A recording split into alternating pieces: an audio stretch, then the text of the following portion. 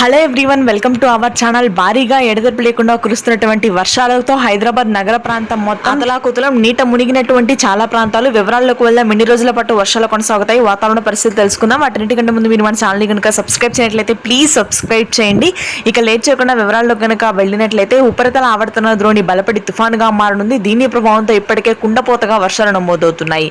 ముఖ్యంగా మధ్యాంధ్ర, ఉత్తరాంధ్ర జిల్లాలో ఎడతెరిపి లేకుండా వానలు కురుస్తున్నాయి. ముఖ్యంగా గుంటూరు, కృష్ణా, తూర్పుగోదావరి, పశ్చిమ గోదావరి, ప్రకాశం, అదేవిధంగా శ్రీకాకుళం, విజయనగరం, విశాఖపట్నం ప్రాంతాలు, ఉత్తరాంధ్ర, మధ్యాంధ్ర బెల్ట్ వరకు కూడా మనకి ముసురులాగా వర్షాలు 4 రోజుల పాటు నమోదు కానున్నాయి. ఇక తెలంగాణలో అయితే భారీ వర్షాలు కురుస్తున్నాయి. హైదరాబాద్ నగర ప్రాంతం మొత్తం నీట మునిగింది. Kukatpally, Ameerpet, Kagaz Nagar, Malkajgiri, GHMC, Charminar, old city, Nampally, Uppal, Khairatabad ప్రాంతాల్లో భారీ వర్షాలు నమోదవుతున్నాయి. జూలై 19, 20 తారీఖుల వరకు ఇదే విధంగా వర్షాలు కురుస్తాయి.